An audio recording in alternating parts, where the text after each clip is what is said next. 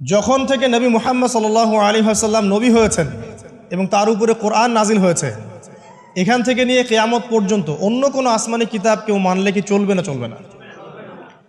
এ বিষয়ে নবী সাল্লাল্লাহু আলাইহি ওয়াসাল্লামের একটা হাদিস বলি, তারপর সামনে যাই। একদিন নবী সাল্লাল্লাহু আলাইহি ওয়াসাল্লামের সামনে ওমর রাদিয়াল্লাহু আনহু বসে আছেন। কে বসে আছেন? ওমর রাদিয়াল্লাহু আনহু নাম তো জানেন, ইসলামের দ্বিতীয় খলিফা। নবীজিকে বলছেন যে তাওরাতে কিছু সুন্দর কথা আছে ইয়া রাসূলুল্লাহ। এই কথা বা এই স্টেটমেন্ট শোনার সাথে সাথে নবী সাল্লাল্লাহু আলাইহি ওয়াসাল্লামের চোখ মুখ রাগে লাল হয়ে গেল। হাদিসটা মিশকাতে আছে।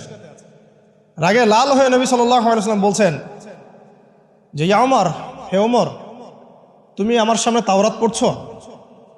জেনে রাখো, লাউ কানা মূসা হাইয়ান, যদি মূসা আলাইহিস সালাম এখন জীবিত থাকতো, তাওরাত কার উপর নাজিল হয়েছে?